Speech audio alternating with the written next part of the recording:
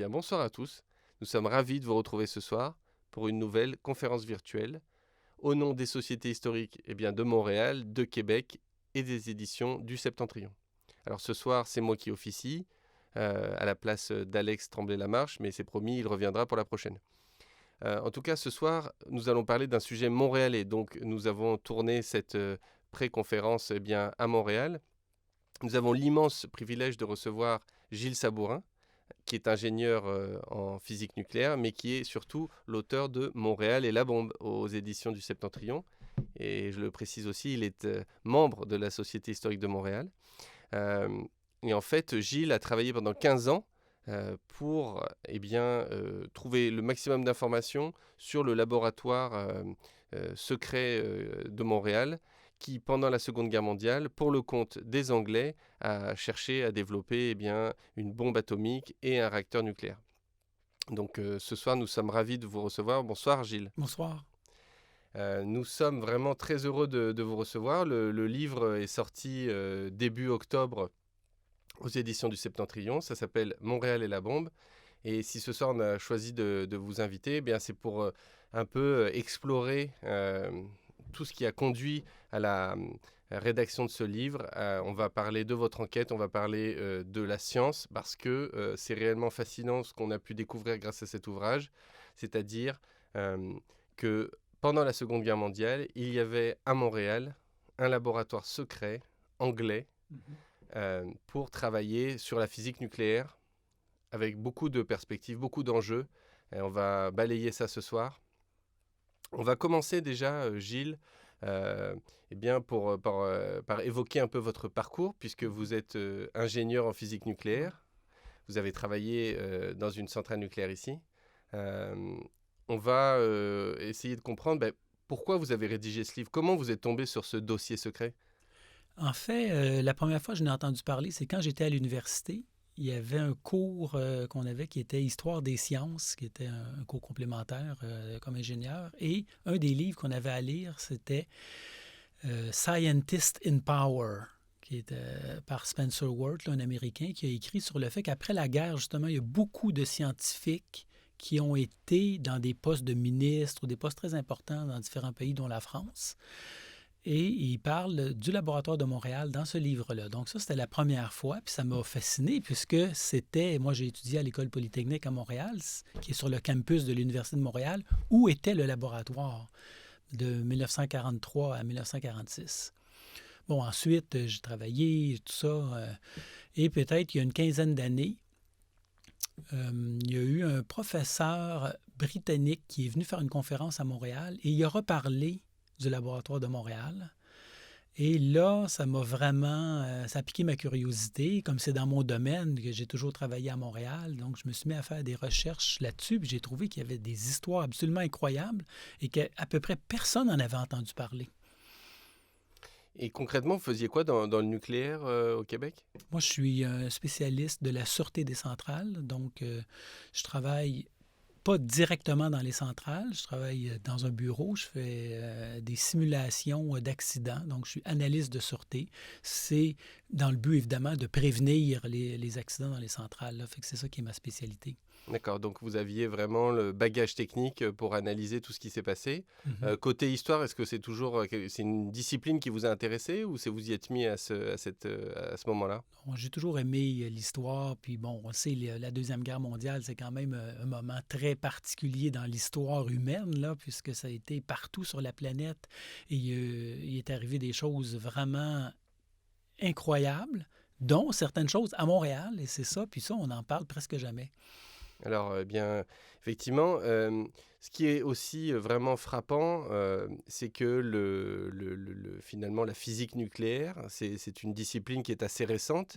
Est-ce que vous pouvez nous réexpliquer quand tout ça a démarré et puis comment ça a démarré, où ça, pour qu'on se remette un peu dans le bain de l'avant-guerre? Donc, c'est ça, c'était vraiment tout nouveau. Quand la guerre a été déclenchée au mois de septembre 1939, bien, la découverte de la fission nucléaire, c'était en février 1939, donc seulement quelques mois avant la guerre. Et ça a eu, comme on le sait, une importance majeure pendant la guerre. Donc, la grande majorité des découvertes ont été faites par les Alliés, la plupart des pays alliés, pendant la guerre, gardé secret. Il y a eu toute une histoire au début de la guerre là, où il y avait pendant une période encore des articles scientifiques qui étaient publiés dans les revues publiques, donc accessibles à tout le monde, y compris aux Allemands. Et il y a eu un gros effort de la part de divers scientifiques dans les pays alliés pour cesser toute publication, pour ne pas donner d'informations aux Allemands, parce qu'on craignait, évidemment, que les Allemands, eux aussi, développent leur propre bombe nucléaire. Bien sûr. Vous avez évoqué le mot de fission. Ouais. On a tous envie de savoir précisément ce que c'est. C'est ça. Donc, la fission nucléaire, c'est le fait qu'un atome d'uranium, quand il absorbe un neutron, se casse en deux ou en trois parties et émet aussi des neutrons et de l'énergie et de la chaleur. Et ça, c'est Lise Meitner, là, une physicienne autrichienne qui était d'origine juive et qui a dû fuir l'Allemagne, l'Autriche et l'Allemagne en 1939 et qui s'est réfugiée en Suède. Et c'est là qu'en entendant parler, en recevant un courrier d'un de ses anciens collaborateurs en Allemagne, qu'elle a avec son neveu, qui était aussi un physicien, qui était là, qui a été important dans la guerre aussi, qui ont eu cette idée-là de la fission et qui ont écrit un papier qui a été publié. Et donc ça, à partir de là, de février 1939, beaucoup de laboratoires dans le monde qui travaillaient dans ce domaine-là se sont emparés de ça, ont commencé à faire des expériences et faire des découvertes. Alors, la fission, est-ce qu'on a rapidement réalisé ce à quoi ça pouvait servir, ou on a mis du temps, est-ce qu'on a tâtonné, ou rapidement on a vu qu'il y avait une énergie très importante à capter? Oui, ça a été quand même pas mal rapide, là. Il y avait déjà eu toutes sortes d'expériences qui avaient été faites et rapidement on s'est aperçu que il y avait beaucoup d'énergie qui était libérée, beaucoup plus que dans des réactions chimiques là, normales qu'on connaît. Donc ça, c'est une réaction nucléaire. Et en France, par exemple, un des premiers endroits dans le monde où on a continué à faire des expériences là-dessus, c'était à Paris avec Joliot, qui était l'époux de Irène Curie, la fille de Pierre et Marie Curie. Et les deux, Irène et Frédéric Joliot-Curie, avaient reçu déjà le prix Nobel de physique là, en 1935 pour des recherches sur la radioactivité. Et lui, avec certains collaborateurs qui ont été très importants à Montréal, là, Hans Alban et Lev Kowarski, ont, dès 1939, commencé à faire des expériences sur la fission et ont même écrit des papiers, puis ont même déposé des brevets à la fois sur l'énergie nucléaire et sur la bombe nucléaire, dès 1939, fin 39, début 40. Alors, on va revenir un peu après sur ces deux avenues. Ouais. Y avait-il d'autres laboratoires? Dans ce cas-là, on évoque évidemment la partie française où on est très en avance. Mais il y avait également, je crois, des Allemands, des Anglais. Qui animaient un peu ce secteur? C'est ça. Du côté des Allemands, il y avait des laboratoires aussi très importants, là. Il y avait Otto Hahn qui était le collaborateur de Lise Meitner. C'est là, en réalité, que les premières expériences ont été faites qui ont amené à la découverte de la fission. Donc, les Allemands, il y avait aussi Werner Heisenberg qui était un des plus grands physiciens de l'époque.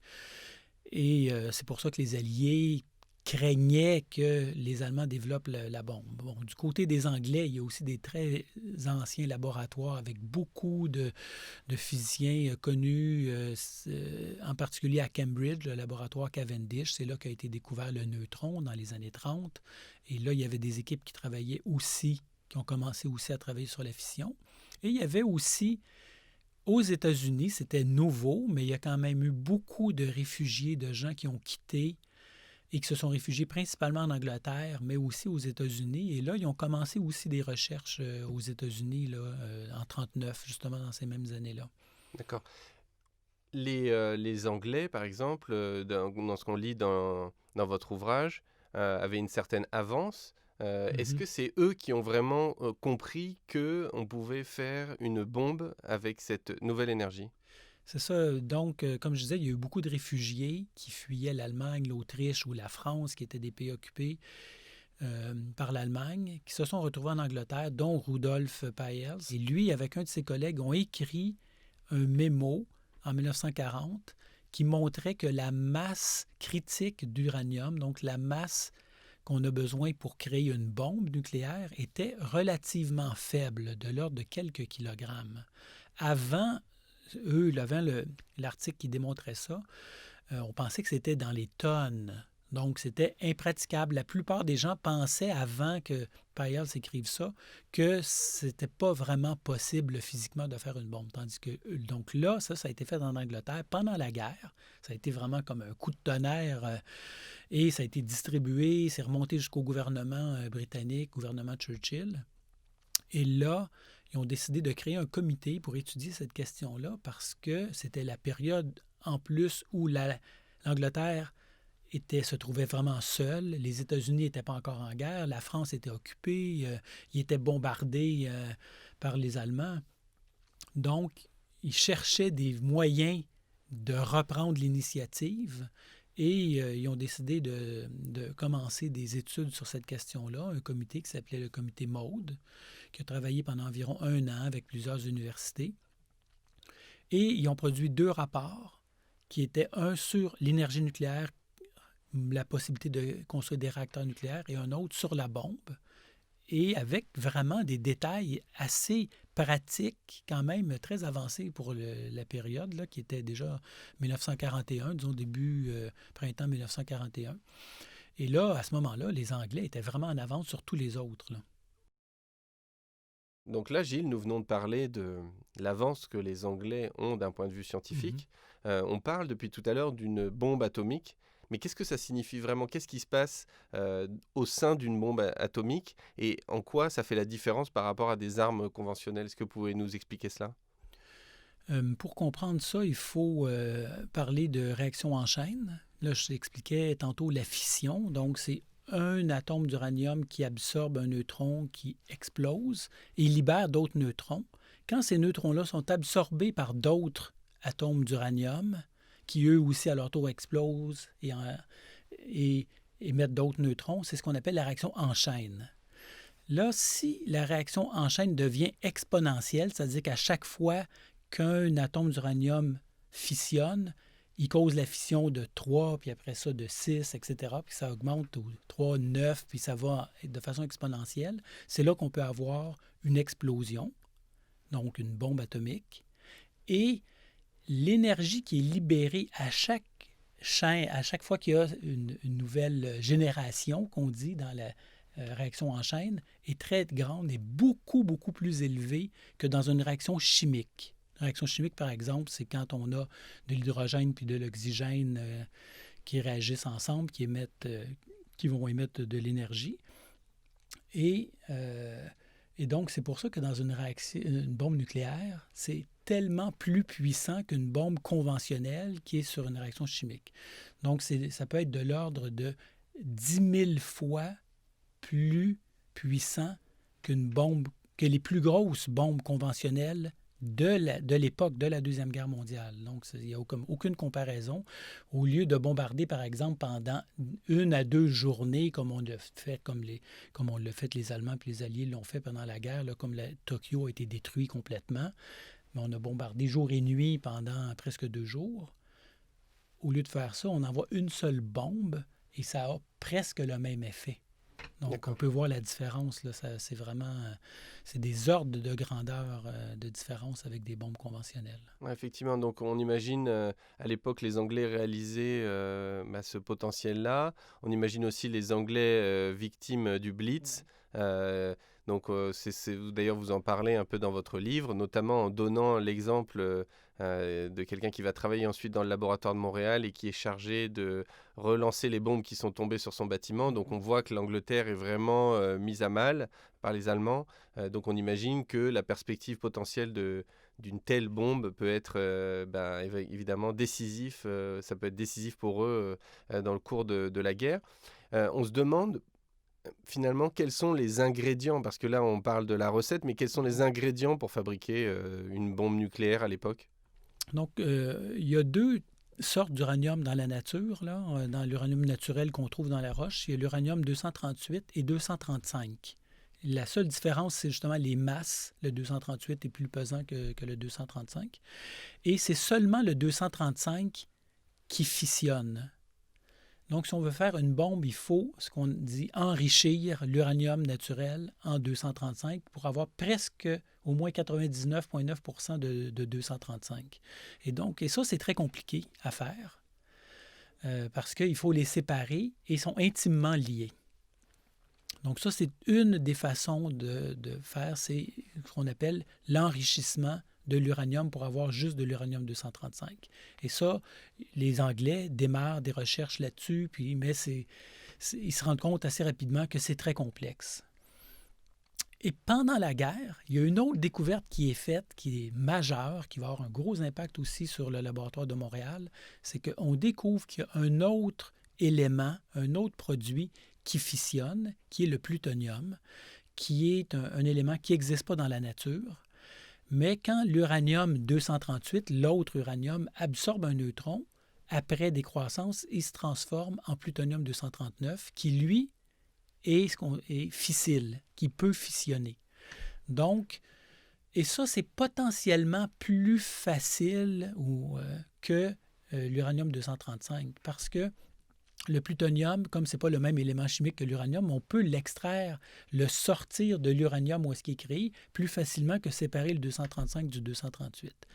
Sauf que pour créer du plutonium-239, ça se fait dans un réacteur nucléaire. Donc, la première chose à faire quand même, il faut construire un réacteur nucléaire, irradier des barres d'uranium, et là, on sort cet uranium-là hautement radioactif. Il faut en extraire le plutonium-239 pour faire une bombe. Donc, il y a comme deux avenues. On découvre pendant la guerre qu'il y a deux avenues vers les bombes nucléaires, la bombe à l'uranium puis la bombe au plutonium. Est-ce que les Anglais sont encore derrière cette découverte? C'est à la fois les Anglais et les Américains. Les premiers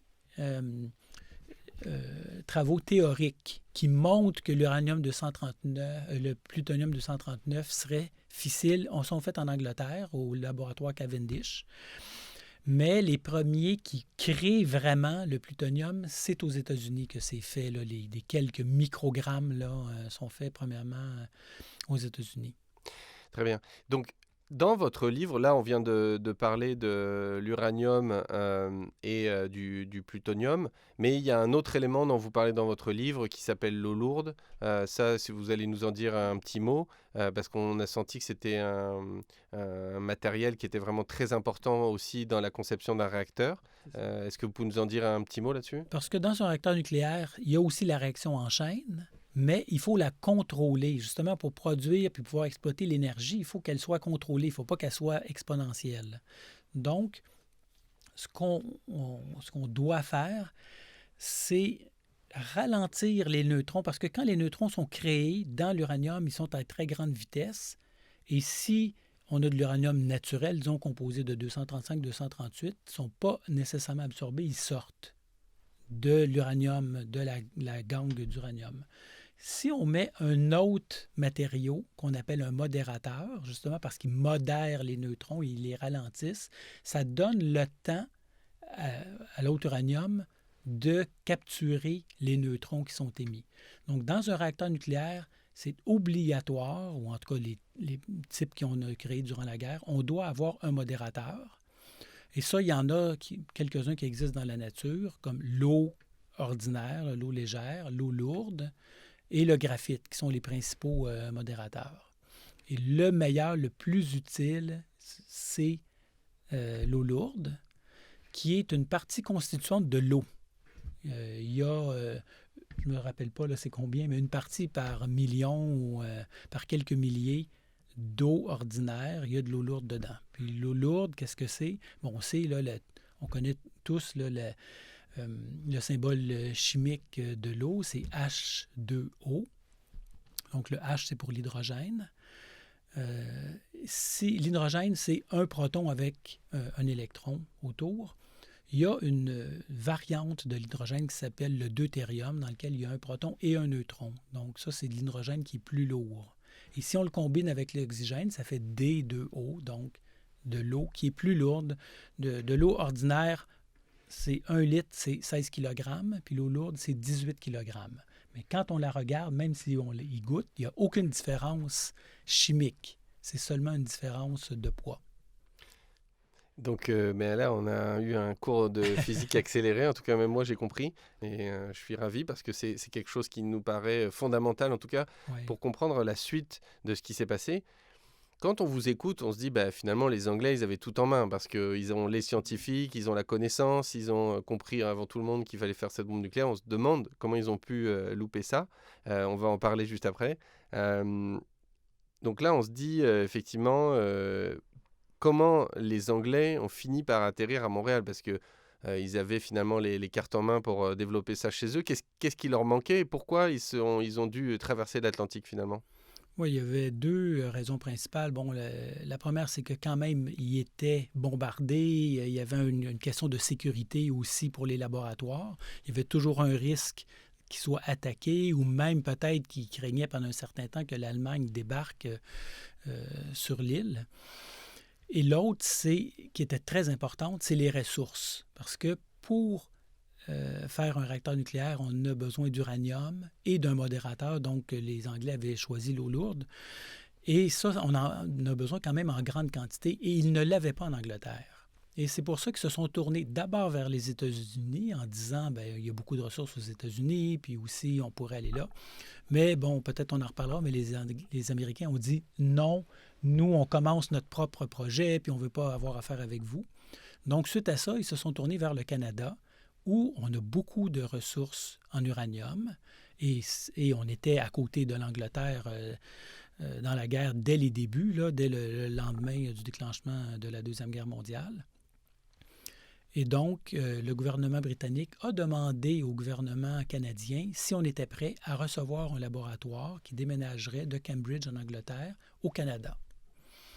Et le gouvernement canadien a très rapidement répondu oui, en pensant évidemment que ça pourrait aussi aider le Canada de façon peut-être industrielle après la guerre. Là, tout le monde pensait aussi qu'est-ce qui va se passer éventuellement après la guerre là-dedans. Bien sûr.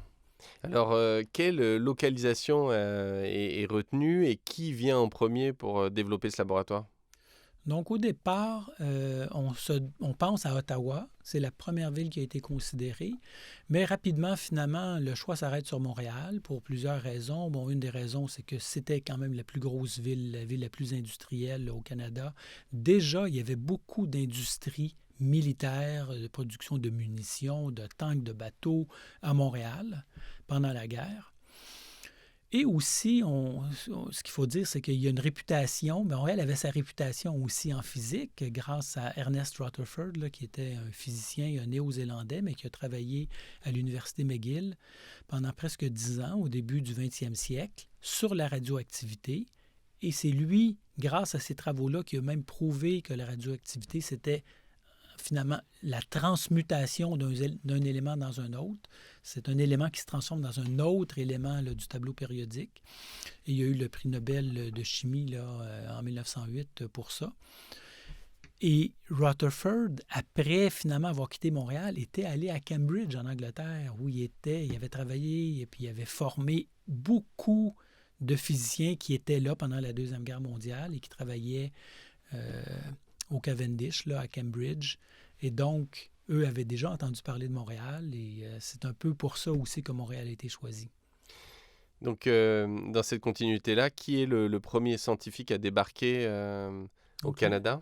Le premier qu'on voit sur la couverture du livre, qui est la personne là, au centre, s'appelle Hans Alban.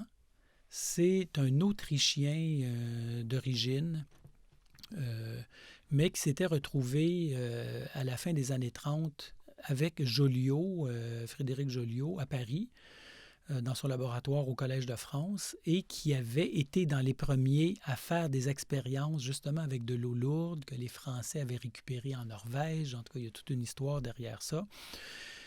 Et il avait commencé à prouver que justement une réaction en chaîne était possible avec l'uranium et l'eau lourde, mais il manquait de matériaux, il fallait plus d'uranium, plus d'eau lourde. Et là, les Allemands ont envahi la France.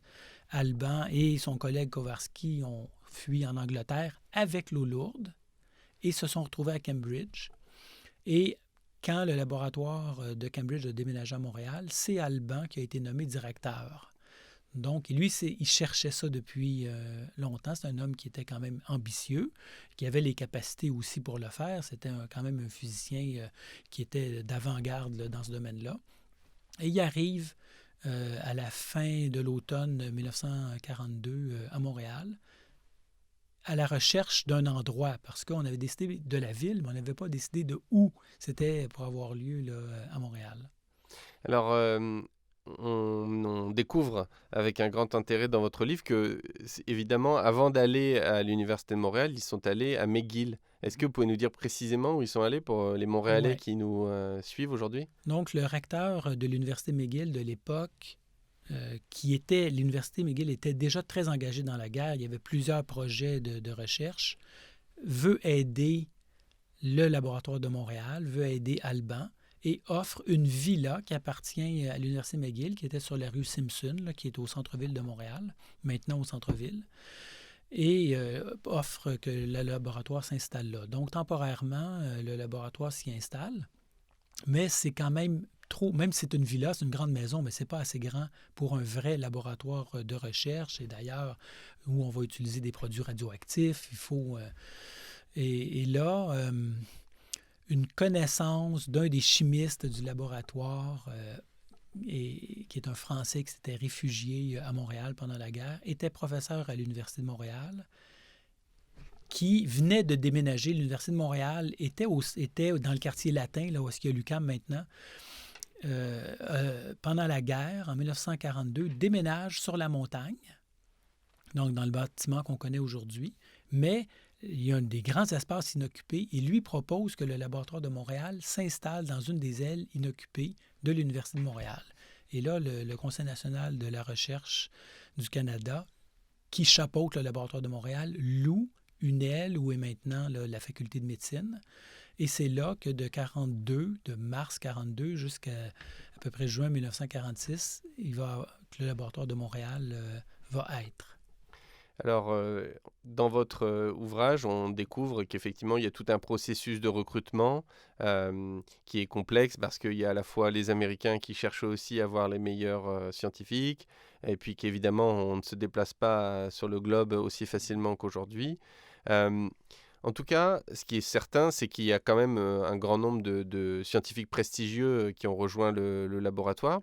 Est-ce que vous pourriez nous décrire un peu ce qui s'est passé concrètement dans le laboratoire? Qu'est-ce qu'on y a fait à partir du moment donc on est à l'Université de Montréal? Qu'est-ce qu'on fait concrètement? Est-ce que directement on continue à travailler sur la bombe ou c'est beaucoup plus compliqué que ça? Oui, en fait, il y a deux objectifs qui sont donnés là, clairement au laboratoire de Montréal. Le premier, c'est de faire la conception d'un réacteur nucléaire. Il faut savoir que en 1942, il n'y en a pas encore qui existent. Là. Le premier, c'était aux États-Unis là, à la fin 1942. Donc, on donne ça comme un des objectifs au laboratoire de Montréal. Et l'autre, c'est un aspect militaire, donc de développer un processus pour séparer le plutonium de l'uranium pour pouvoir éventuellement faire une bombe au plutonium. Donc, c'est ces deux grands objectifs-là qui sont donnés au laboratoire de Montréal. Mais pour faire ça, ça prend des ressources. Donc, il faut de l'uranium, il faut de l'eau lourde, il faut de l'uranium irradié dans lequel il y a du plutonium. Et tout ça, au début, pendant pratiquement 1 an, manque. Donc, on commence à faire les travaux de conception, les travaux théoriques. On engage des calculatrices, des femmes qui font les calculs pour aider les physiciens puis les physiciennes qui font la conception du réacteur. Mais assez rapidement, finalement, peut-être rendu à l'été 1943, on arrive dans une impasse parce qu'on manque de ressources pour faire les expériences, pour avancer. Donc là, Gilles, grâce à votre explication, on vient un peu de pénétrer dans les coulisses du laboratoire. On s'est un peu imaginé. Il y a beaucoup de gens, en tout cas parmi ceux qui nous regardent ce soir, qui ont certainement dû visiter l'Université de Montréal. Donc finalement, on peut se rendre compte à peu près de l'ambiance qu'il y avait là-bas. Jusqu'à combien de personnes ont travaillé simultanément dans le laboratoire? Est-ce qu'on est monté à des gros effectifs?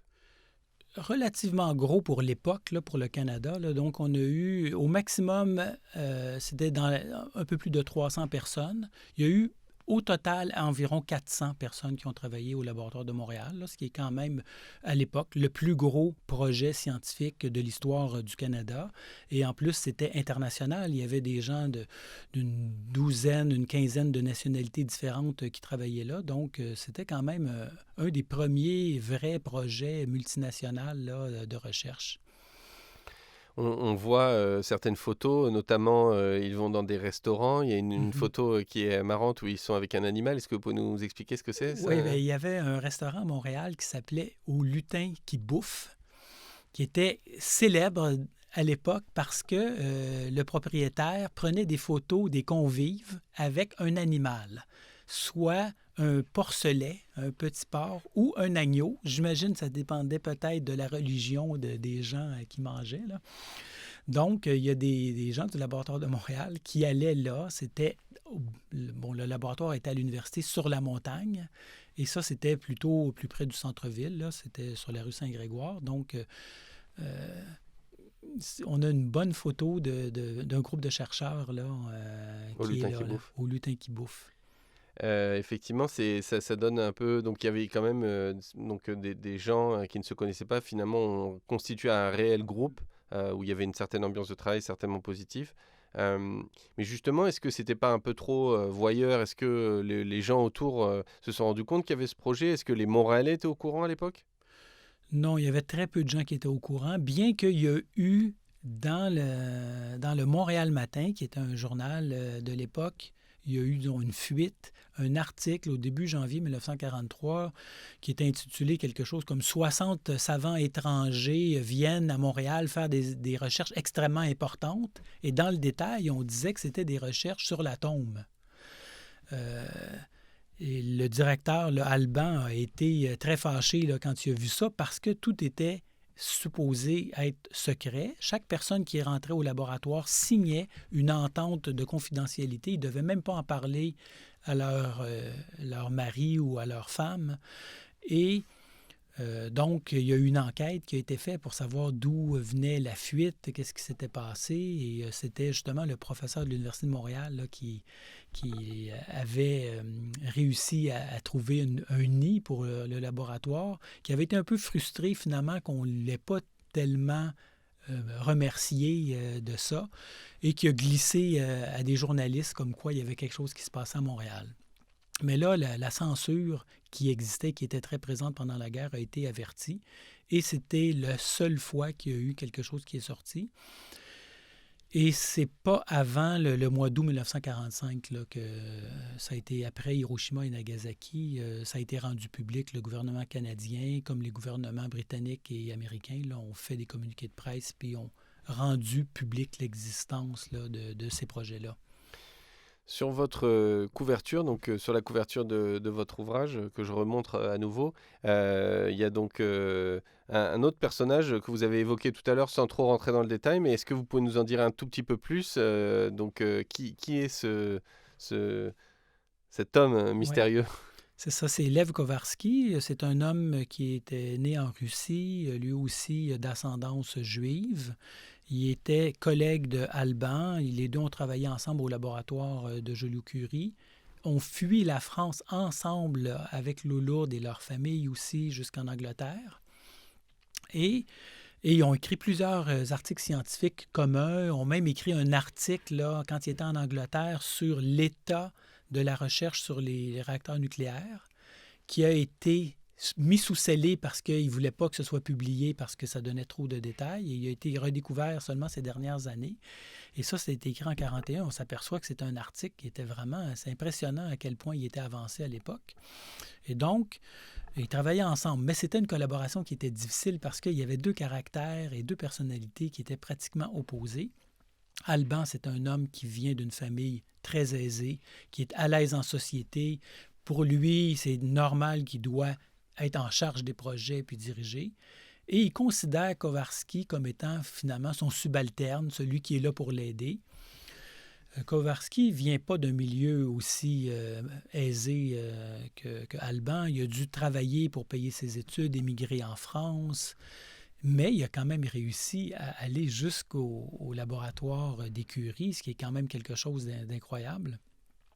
Et quand ils déménagent et ils vont à Cambridge, Alban, finalement, fait beaucoup de voyages, puis tout ça pour organiser le laboratoire, puis devenir le chef, tandis que c'est Kowarski, finalement, qui devient à ce moment-là responsable au jour le jour des expériences qui se font en Angleterre. Et quand vient le temps de déménager le laboratoire de Cambridge à Montréal, Kowarski dit non, moi je déménage pas, je veux plus être le second de Alban, je reste. Je reste à Cambridge. Et la majorité de l'équipe de Cambridge décide de faire la même chose. Donc, on est pris avec un gros problème. Il va falloir tout le doigté de James Chadwick, là, qui est le découvreur du neutron, un grand physicien britannique, pour aller convaincre ses compatriotes de déménager à Montréal. Mais Kowarski, lui, va rester à Cambridge pendant encore presque 2 ans. Mais il va y avoir un retournement, finalement, qui va se produire là, en 1943 et 1944. C'est que les problèmes que j'évoquais tantôt du laboratoire de Montréal, Alban n'a pas été capable de les résoudre finalement, pour toutes sortes de raisons qui ne sont pas seulement dues à sa faute à lui, parce que les Américains ont joué un grand rôle là-dedans. Les Américains ne voulaient pas collaborer au départ. Le projet Manhattan aux États-Unis était sous l'armée américaine, le général Groves, et lui, il voulait tout contrôler. Il était aussi, il n'aimait pas les étrangers, donc il regardait tous les noms qu'il y avait à Montréal, là, Alban, puis Goldschmidt, puis des noms comme ça, il trouvait que ça lui faisait peur, il n'aimait pas ça. Et quand finalement, en 1943, il y a eu une entente entre les Anglais et les Américains, il a fallu même qu'il y ait un sommet qui a eu lieu dans la ville de Québec en août 1943, une rencontre entre Churchill et Roosevelt qui signe un document secret, une entente de collaboration dans le domaine nucléaire. Groves et les Américains, dans le fond, même si ce n'est pas écrit, exigent que Alban parte, que ce soit un Britannique qui soit à la tête du projet à Montréal. Et c'est là qu'il est remplacé par John Cockcroft, qui arrive là, au printemps 1944. Et lui aussi, c'est un physicien très connu, très respecté et aussi un très bon administrateur. Après la guerre, il va gagner le prix Nobel de physique pour un accélérateur de particules qu'il avait inventé dans les années 30 à Cambridge aussi. Et quand Cockcroft prend les rênes du laboratoire de Montréal, une des premières décisions qu'il prend, c'est que un des 2 projets là, dont je parlais, c'était de construire un gros réacteur nucléaire. Mais ça n'avait jamais été fait là, de cette taille-là. Et il décide de commencer finalement par plus petit, de faire un petit réacteur nucléaire qui est presque zéro énergie, est très, très faible puissance, 1 watt, imaginez-vous, là, pour un réacteur nucléaire, là, c'est extrêmement petit. Et là, il cherche une personne pour être responsable de ce projet-là et il choisit Kowarski. Tandis qu'Alban, lui, essayait de pousser une autre personne. Et finalement, Kowarski déménage avec sa famille à Montréal. Et en dedans d'1 an, il arrive au mois d'août 1944. Et en début septembre 1945, le réacteur a été désigné, construit et mis en service. Et c'est le 2e pays au monde là, où on va avoir eu un réacteur opérationnel. C'est le Canada, après les États-Unis. Alors justement, Gilles, vous m'offrez une très belle transition. C'est évidemment, là, on comprend que les Anglais, donc à travers le laboratoire de Montréal, ont eu de l'avance, puis ont perdu complètement cette avance et se sont même fait dépasser par leurs alliés américains. Est-ce que vous pouvez nous dresser un peu le portrait du projet atomique américain, qu'on comprenne, on sait comment ça a fini en tout cas, mais là, quelles ont été leurs forces, qu'est-ce qu'ils ont développé de vraiment différent? Donc, en 1941, on l'a vu, là, les Anglais sont à l'avance, le rapport Mould, tout ça. Et ils vont aux États-Unis parce qu'ils se disent, on aimerait ça que les États-Unis embarquent dans la guerre, nous aident. Mais à ce moment-là, les Américains ne sont pas vraiment intéressés. Ils ne réussissent pas, en tout cas, à susciter l'intérêt des Américains. Vers la fin 1941, par contre, les choses commencent à bouger du côté des États-Unis. Ils ont un atout très important, c'est Enrico Fermi, qui est un physicien italien, qui travaille justement un peu comme Alban et Kowarski sur un projet de réacteur nucléaire. Il est un petit peu en retard à ce moment-là sur eux, mais disons comme dans la course, là, si on veut. Et là, arrive Pearl Harbor. Donc, les Américains décident finalement de se lancer, mais là, c'est des moyens gigantesques qu'ils déploient dans le projet Manhattan. Le projet Manhattan avait été créé 2 ou 3 jours avant Pearl Harbor, imaginez-vous. Et donc, Après ça, début 42, ils mettent des moyens gigantesques et en dedans d'un an, ils ont déjà un réacteur opérationnel aux États-Unis. C'est juste pour donner une idée de l'ampleur, là, il y a eu au maximum aux États-Unis 100 000 personnes qui ont travaillé sur le projet Manhattan en même temps. Tandis qu'à Montréal, on parlait quand même de 3 à 400. Là. Donc, c'est des ordres de grandeur complètement différents. Et ils vont réussir à faire ce que beaucoup de gens pensaient impensable pendant la guerre, tout faire jusqu'à développer les 2 types de bombes, donc la bombe à uranium et celle au plutonium, et qui vont lancer les 2, une sur Hiroshima et l'autre sur Nagasaki.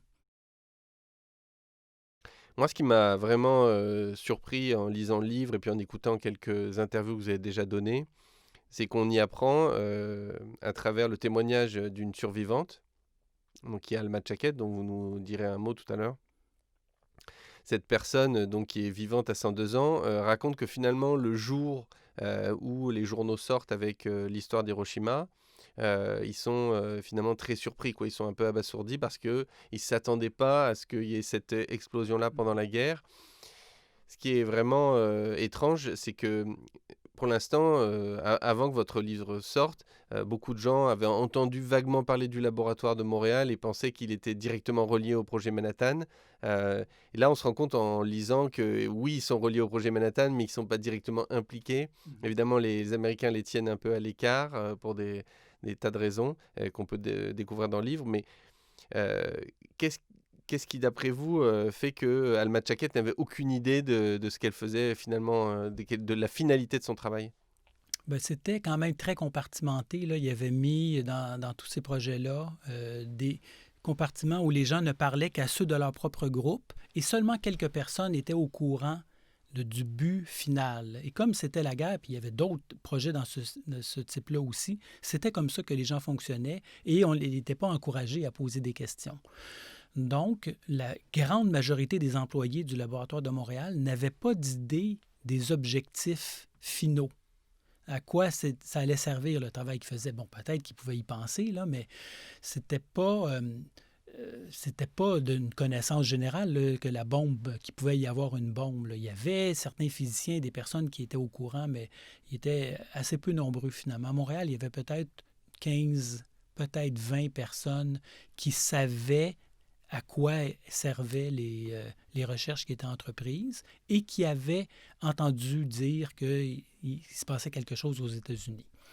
Mais la très, très grande majorité des gens ont été très surpris, y compris les gens qui travaillaient au laboratoire de Montréal, là, le 6 août 1945 au matin, de voir dans les journaux qu'il y avait eu une bombe là, qui avait été larguée sur Hiroshima. Puis c'est un chimiste, Léo Yaff, qui était passé au kiosque à journaux avant, puis qui est arrivé au laboratoire avec ça pour le montrer à tout le monde. Et là, il y a eu un silence. Parce que là, les gens sont de Montréal, qui travaillent à Montréal, sont aperçus de l'impact que ça pouvait avoir. En effet.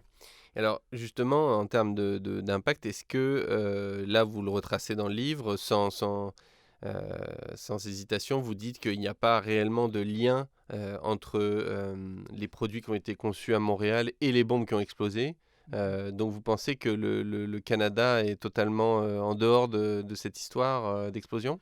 Je ne dirais pas totalement, mais c'est sûr, bon, pour le laboratoire de Montréal, même si un des objectifs, c'était une recherche militaire, ça n'a pas aidé ou contribué là, directement à Hiroshima et Nagasaki. Même si le laboratoire de Montréal n'avait pas existé, il y aurait quand même eu les bombes que les Américains auraient larguées sur Hiroshima et Nagasaki.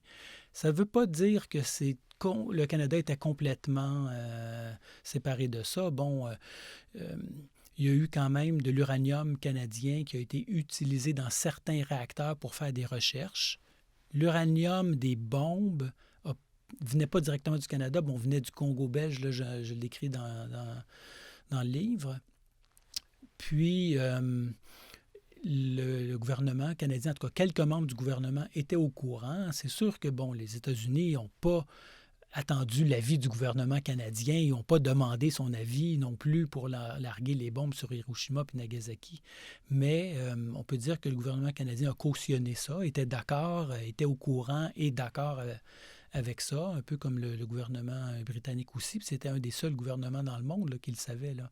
Il y en avait très, très peu de gens. Puis Mackenzie King l'écrit dans son journal là, du 6 août 1945. Donc, le Canada, on pourrait dire, n'était pas vraiment impliqué directement dans le projet Manhattan, mais par contre, les gens qui ont travaillé à Montréal et la suite du laboratoire de Montréal qui est retourné en Angleterre, une partie est retournée en Angleterre après la guerre, a quand même donné les bombes britanniques, les bombes nucléaires en Angleterre et aussi en France. Parce que ceux qui ont développé le programme atomique en France, il y en a plusieurs qui avaient travaillé au laboratoire de Montréal. Donc indirectement, le Canada a contribué à ces bombes. Et justement, posons-nous la question, est-ce que le Canada a eu la volonté à un moment de fabriquer sa propre bombe? C'est-à-dire que le Canada aurait pu le faire. Comme je le disais, on était le deuxième pays au monde où il y a eu un réacteur nucléaire en opération. Ça aurait pris quand même des ressources financières et humaines aussi très importantes, mais ça aurait été possible. Le Canada aurait pu le faire. Assez rapidement, quand même, le gouvernement canadien décide de ne pas développer la bombe au Canada. Bon, il faut dire qu'on est à côté des États-Unis. Les États-Unis l'avaient. C'était probablement vraiment pas nécessaire là, que le Canada le fasse. Là. Et de plutôt poursuivre l'aventure du côté civil, donc le développement des réacteurs nucléaires. Et aussi, ce qu'il faut dire, et c'est quelque chose qui a été découvert à Montréal pendant la guerre, la médecine nucléaire, les traitements contre le cancer. Avant la guerre, on utilisait déjà des produits radioactifs pour attaquer les cellules cancéreuses, là, le radium, mais c'était, on pourrait dire, assez primitif. Il fallait que les cancers soient en surface. Et pendant la guerre, à Montréal, il y a un médecin, un oncologue, quelqu'un spécialisé dans les cancers, qui vient d'Angleterre, qui est responsable de la santé des employés du laboratoire de Montréal et qui a l'idée, en voyant tous les travaux, qu'on pourrait utiliser ça d'une façon très positive pour lutter contre le cancer. Et il écrit plusieurs rapports, dont un qui parle spécifiquement du cobalt-60. Et le Canada, après le laboratoire de Montréal, après la guerre, déménage à Chalk River, où il est toujours, qui est un laboratoire national pour le Canada. Et on développe à Chalk River, donc, on extrait, après qu'on ait mis en service les réacteurs, on extrait du cobalt-60 qu'on met dans des machines qu'on appelle les bombes au cobalt. Donc, c'est un drôle de terme, là, puisque c'est un terme militaire, mais c'est comme on appelle ça, c'est finalement une machine pour traiter le cancer. Et le Canada va être le premier pays où ça va être fait et on va être le plus grand producteur de ce type de machine-là pour lutter contre le cancer et de radioisotopes aussi utilisés en médecine nucléaire. Là, jusqu'à l'an dernier, là, on était le plus grand producteur mondial. Donc finalement, Montréal et la bombe, c'est aussi la bombe médicale. Donc ça, c'est un aspect qui est méconnu, mais qui est vraiment important. On a parlé tout à l'heure de Alma Tchaket. Il n'y a aucune interview où on ne parle pas d'elle parce que je pense que c'est vraiment incroyable d'avoir encore cette survivante 102 ans. Vous l'avez rencontrée. Est-ce que vous pouvez nous expliquer qui elle est? Donc, Alma Tchaket est une chimiste. Elle a gradué là, de l'Université de Birmingham en Angleterre en 1940. Et son mari était également un chimiste et les deux ont été engagés par le laboratoire de Montréal. Bon, lui, par le gouvernement britannique, elle, par un drôle de concours de circonstances, elle a été engagée finalement par le gouvernement canadien parce qu'à l'époque, on disait qu'il ne fallait pas que les maris, hommes et femmes, travaillent ensemble dans le même laboratoire. Et donc, elle est venue à Montréal pendant à peu près 1 an et demi. Et pour elle, c'était une période qui était vraiment très particulière, très positive. C'était des recherches quand même qui étaient les plus avancées de l'époque dans ce domaine-là. Et aussi, la situation à Montréal était quand même beaucoup plus relaxe qu'elle l'était en Angleterre. Donc, ils trouvaient que la vie était bien meilleure ici. Et ils ont pu aussi envoyer à leur famille qui était restée en Angleterre des denrées, puis toutes sortes de choses. Et ensuite de ça, elle a eu une carrière comme chimiste là, jusque dans les années 80. Elle a publié des articles scientifiques, elle a travaillé aussi dans des universités. Et j'ai pu la retracer. J'ai fait plusieurs recherches. J'ai retracé une trentaine d'enfants, de personnes qui avaient travaillé à Montréal, mais aussi 2 personnes qui sont toujours vivantes, dont Alma Tchaket, que je suis allé rencontrer l'année passée là, au Pays de Galles, et qui a toute sa tête, qui a une mémoire absolument incroyable et qui, à 102 ans, prend encore son sherry à tous les soirs, là, comme toute bonne dame anglaise. Là. Est-ce qu'elle a reçu le livre, justement? Elle l'a reçu, on a discuté, on a encore discuté dernièrement par Skype, et elle a beaucoup contribué, puis elle m'a beaucoup encouragé aussi, là, et elle a contribué plusieurs photos, elle avait gardé dans des albums de famille des photos d'époque, dont une photo incroyable du groupe de chimie du laboratoire de Montréal. Ça, c'est la photo ça, c'est elle. On la voit dans son appartement, là, près de la rue Côte-des-Neiges à Montréal, là, qui était un appartement neuf à l'époque. Puis, la photo qu'elle avait gardée et qu'elle m'a donnée, on voit qu'il y a à peu près le tiers du groupe de chimie qui sont des femmes. Alors que dans tous les documents, avant que je commence ma recherche, on ne parlait jamais qu'il y avait eu des femmes qui avaient travaillé au laboratoire de Montréal. Et avec elle et d'autres personnes, l'autre personne que j'ai rencontrée s'appelle Joan Wilkie. Elle, c'est une Montréalaise, était née à Montréal. Et elle avait été engagée comme calculatrice. Bon, à l'époque, il n'y avait pas d'ordinateur. Et tous les calculs qui sont maintenant faits par ordinateur étaient faits par des personnes à la main, bon, avec des petites calculettes, là, mais principalement à la main. Et c'était presque toutes des femmes. On considérait dans le temps que les femmes étaient bien meilleures que les hommes pour se concentrer pour faire ce type de calcul-là. Et on engageait en général des jeunes femmes qui sortaient de l'école secondaire. Et donc, Joan Wilkie, elle a passé un test. Puis en 1943, elle a été engagée comme première calculatrice du laboratoire de Montréal. Et elle vit toujours, elle a 95 ans maintenant. Dans la plus jeune survivante du laboratoire. Elle habite en Angleterre, à Southampton, parce qu'elle a rencontré au laboratoire de Montréal un chimiste avec qui elle s'est mariée, puis qu'elle a suivi après ça en Angleterre. Donc, oui. Donc dans le laboratoire, il y a aussi eu des histoires d'amour, des histoires humaines. Il y en a eu quand même pas mal, finalement, mais c'était toutes des jeunes personnes. Hein? La moyenne d'âge était extrêmement basse. C'était autour de 27 ans, 26, 27 ans quand même. Il faut savoir que la grande majorité des employés, c'était des jeunes hommes et des jeunes femmes. J'ai 2 dernières questions pour cette conférence, Gilles, avant de recevoir les questions de tous les gens qui nous regardent ce soir. La prochaine question, c'est à propos des États-Unis. On y revient. On a la sensation en lisant le livre que finalement, ils jouent un trouble jeu, c'est-à-dire qu'ils sont à la fois alliés avec le Canada et l'Angleterre, mais que les informations ne circulent pas trop, qu'ils se méfient beaucoup de leurs alliés. Vraiment, on a l'impression que finalement, cette collaboration entre alliés, elle est beaucoup plus complexe que ce qu'on a pu en retenir. Est-ce qu'il y a une nouvelle façon de questionner l'histoire à travers juste le laboratoire de Montréal? Bien, c'est sûr qu'on voit dans le laboratoire de Montréal à quel point, finalement, c'était de la coopération entre alliés, mais aussi de la compétition, là. Puis donc, juste premièrement à penser à l'Union soviétique, qui était alliée aussi et avec qui les Anglais avaient promis d'échanger toutes les données scientifiques qu'ils trouvaient pendant la guerre. Ils n'ont rien envoyé sur les recherches qui ont été faites à Montréal puis aussi en Angleterre. Donc, parce que les Anglais, même s'ils étaient alliés et avaient besoin des Russes, se méfiaient de ce qui allait arriver après la guerre. Et la même chose pour les Américains. Quand les Américains ont vu qu'ils étaient en avance sur les Anglais et aussi ont réalisé l'importance stratégique qu'allait avoir le nucléaire après la guerre, ils ont pris la décision consciente de ralentir la coopération avec les Britanniques pour être sûrs qu'ils étaient pour être bien en avance sur tous les autres. Bon, ils pensaient premièrement à l'URSS, mais aussi aux Anglais et aux Français. D'ailleurs, il y avait même interdit aux employés français, puis il y en avait plusieurs qui travaillaient au laboratoire de Montréal, de communiquer avec De Gaulle, avec la France libre, de leur dire, ils n'étaient pas supposés leur dire quoi que ce soit.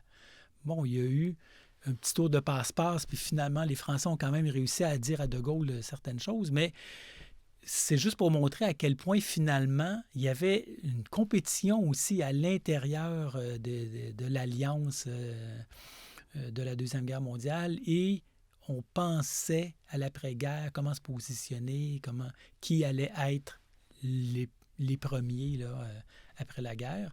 Et le laboratoire de Montréal a été au centre de cette question-là parce que justement, les Américains bloquaient des choses, les Français se demandaient comment le dire à De Gaulle et les Russes avaient des espions, avaient planté des gens au laboratoire pour eux-mêmes aussi obtenir les informations. Là. Donc, effectivement, ils se sont servis eux-mêmes au niveau des informations puisqu'il y avait des gens qui leur rapportaient directement.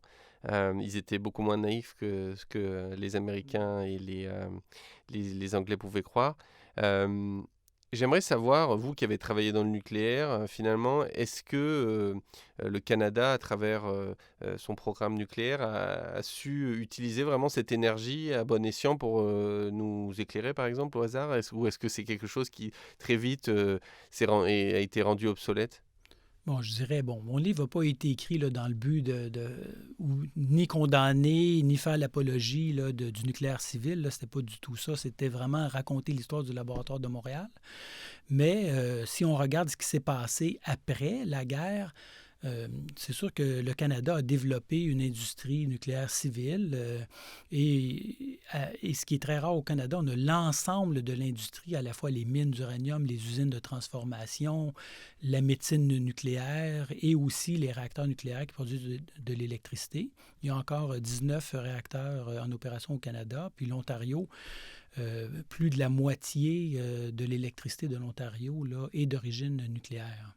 Et au Québec? Donc, au Québec, il y a eu 2 réacteurs nucléaires qui ont été en opération à Gentilly. Je pense que peut-être plusieurs auditeurs là, se souviennent de ça. Et Gentilly 2 a opéré pendant 30 ans, près de 30 ans, là, et a cessé ses opérations en décembre 2012. Donc, depuis ce temps-là, il n'y a plus de réacteurs de puissance en opération au Québec, mais il en reste quand même beaucoup au Canada. Là. C'est un des pays où on a un pourcentage d'électricité relativement élevé. Là. Pour le Canada, c'est autour de 15 % de l'électricité là, qui est d'origine nucléaire, puis 50 % pour l'Ontario. Très bien, merci beaucoup pour toutes ces informations. Merci bien d'avoir accepté de répondre à nos questions.